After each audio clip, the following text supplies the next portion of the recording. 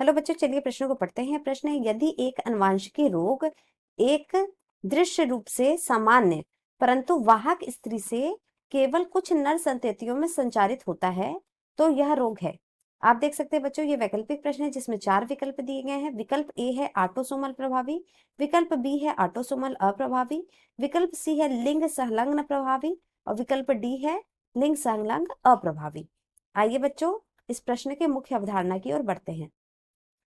मुख्य अवधारणा। तो बच्चों, जैसे कि प्रश्न में बोला है कि अनुवांशिक रोग एक दृश्य रूप से सामान्य परंतु वाहक स्त्री से कुछ नर संततियों में संचारित होता है तो यह रोग है। तो बच्चों कि ऐसा है कि स्त्री यहाँ पे देखिए वाहक स्त्री है। आइए बच्चों, हम इसको एक उदाहरण के तौर पे समझते हैं। तो बच्चों, जो लिंग से जुड़ा अप्रभावी रोग अप्रभाविता वाहक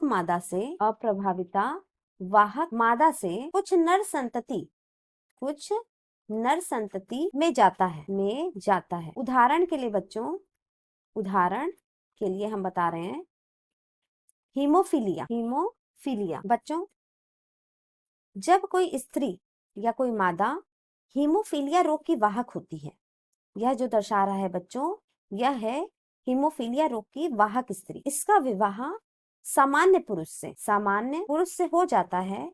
तो बच्चों, इस अवस्था में क्या होता है कि सामान्य एक्स जो है, जब वो इस एक्स से मिलता है तब यह सामान्य स्त्री उत्पन्न करता है, तब यह सामान्य पुत्री उत्पन्न करता है। फिर वही बच्चों, यही वाला एक्स जो कि स्वस्थ है, वो इस वाई से मिलता है तो भी सामान्य पुत्र उत्पन्न होता है। जब यह बच्चों वाहक स्त्री वाला यानी हीमोफीलिया का लक्षण लिए वाला एक्स जब इस एक्स से जुड़ता है तब वाहक पुत्री उत्पन्न होती है, वाहक पुत्री जैसे कि उसकी माता है।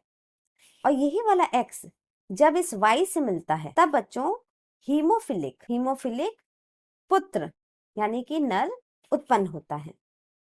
तो बच्चों, आपको इस तरह पता चल गया कि यह एक प्रकार का अप्रभावी रोग है, यानी कि यह अप्रभावी वाले गुणसूत्रों को दिखाता है और यह अप्रभावित वाहक मादा से कुछ नर संतति में जाता है। अप्रभावित मादा से मतलब है बच्चों, यह जो वाहक स्त्री है वो अप्रभावी है, लेकिन यह जो नर है वो पूर्ण प्रभावी हो जाता है।